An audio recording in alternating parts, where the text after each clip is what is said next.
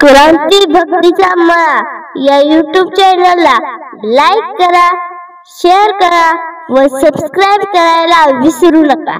राम कृष्ण हरी.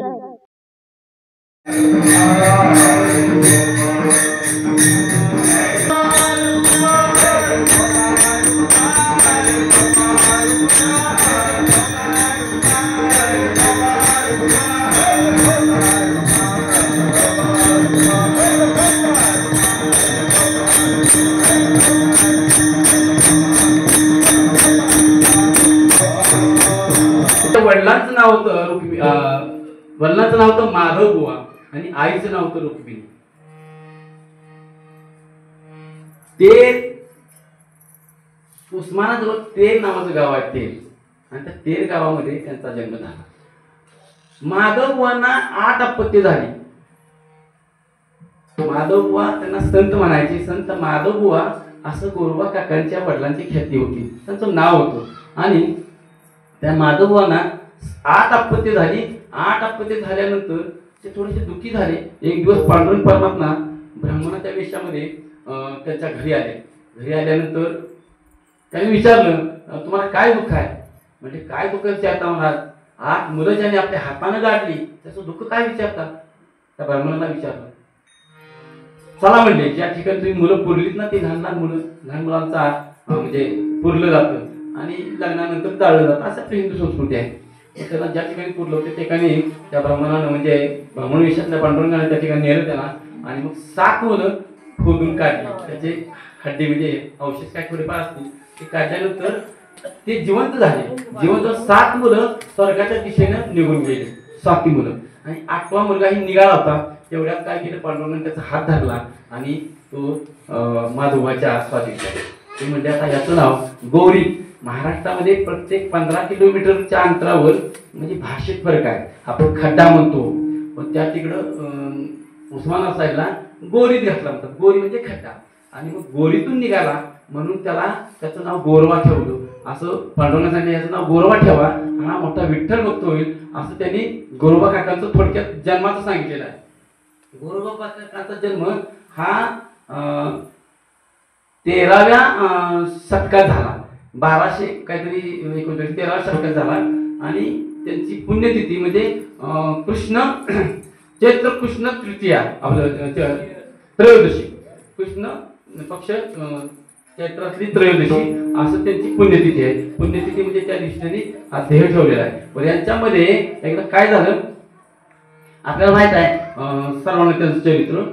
त्यांना विठ्ठल नामाचा छंद होता. आणि मग ते एकदा कुंभाराचं कसं आहे, माती तुडवायची आणि त्याच्यात त्या चिखल तुडवून नाही का, मग त्याचा मातीला आकार द्यायचा.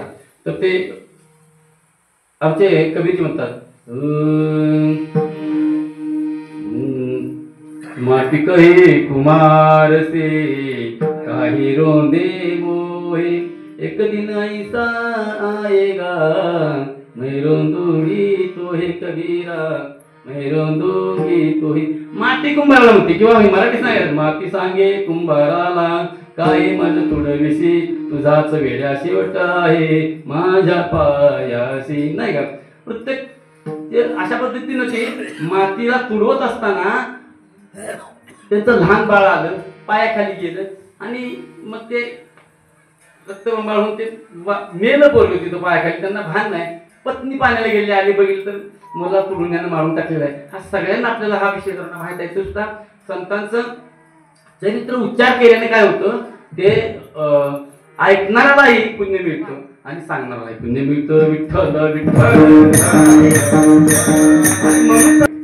असा त्याचा विषय. आणि मग ते बाळ आल्यानंतर बघितलं, मग ते जेव्हा त्याच्यातून त्या भगवान नावाची समाधीतून जागे झाले, तर मग ती त्यांची पत्नी, तिचं नाव 2 पत्नी होते, एक रामी आणि एक संती, बरोबर आहे का नाही.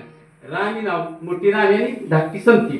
मग ती रामी नावाची पत्नी आहे, तिनं वंडका घेतला, वंडका, आणि मारायला धावून गेली त्यांच्याजवळ. नाही, देवाला शिवे देत होती रामी, देवाला शिवे देत होती. तू देवाच्या नावात म्हणजे माझं बाळ तुडून मारलं. आणि ते देवाला शिवे देताना ऐकलं आणि ते गोरोबा काकांनी काय केलं, ते वंडका एक होता, तो वंडका घेऊन त्यांच्या अंगावर धावून गेली, पत्नीच्या अंगावर धावून गेल्यानंतर पत्नी त्याच वेळी म्हणजे हात लावतो, पांडुरंगाची शपथ आहे. झालं एवढाच विषय त्यांनी परत हात लावला नाही. दुसऱ्यांदा मग मूल नाही झालं. पुन्हा मग दुसरी त्याची राणीची भैरसंती केली. त्या बी सासऱ्याने सांगितलं की जसं पहिले सांभाळतो दुसरी सांभाळ. हे सर्वांना आपल्याला त्यांचं चरित्र माहित आहे. आणि मग दुसऱ्या पत्नीलाही तिने हात लावला नाही. मूल होणार कसं. आणि मग झालं एक दिवस मग वारी दिंडी आली होती ज्ञानेश्वर महाराज. आणि मग मग त्यांनी काय केलं, दोघीने एक दिवस म्हणजे शेजारी झोपले, दोन्ही हात टाकले त्यांच्या पोटावर हात ठेवले. आणि जेव्हा जागी झाले तेव्हा त्यांच्या लक्षात आलं की आपले हात दोन्ही पत्नीने लागले. त्यांनी दोन्ही हात तोडून घेतले. सगळा आपल्याला भाव माहित आहे हा. आणि दोन्ही हात तोडून घेतल्यानंतर मग आता काय करायचं. मग आता पांडुरंग म्हणजे त्याचा संसार चालवायचा कसा. पांडुरंग स्वतः कुंभाराचं रूप घेऊन आलेले आहे. मग रुक्मिणी यायचा म्हणजे तुम्ही कुठे चाललाय म्हणजे मी पण येते. रुक्मिणी यायचा कुंभारीन झाली आणि गरुड गाढव झाला. अशी तिघे येऊन त्या ठिकाणी त्या गोरोबा काकांच्या म्हणजे घर संसार चालू लागले. पुढे जाऊन एक दिवस काय झालं, दिंडी आली. त्या दिंडीतून ज्ञानेश्वर महाराज आणि नामदेवराय म्हणजे येणार. की देवाच्या लक्षात आलं तर त्याच्या लक्षात आलं की आता हे आपल्याला ओळखल्याशिवाय काय राहणार नाही. म्हणून देवाने काय केलं, तिथून गरुडासह पलायन केलं, निघून गेले. आता कुठे गेले शोधाचे जरी काय कोणी पुन्हा सापड नाही. गोरोबा काका नावाने चला आपण पण दिंडीतून जाऊ. दिंडीतून गेल्यानंतर मग वाळुंटामध्ये तुमचं कीर्तन झालं नामदेवरायांचं. आणि मग सर्वांनी हात वर करा. सगळ्यात शेवटी भजन करा विठोबारक माहीत. आणि भजन जेव्हा केलं तेव्हा गोरोबा काकांना हात फुटले.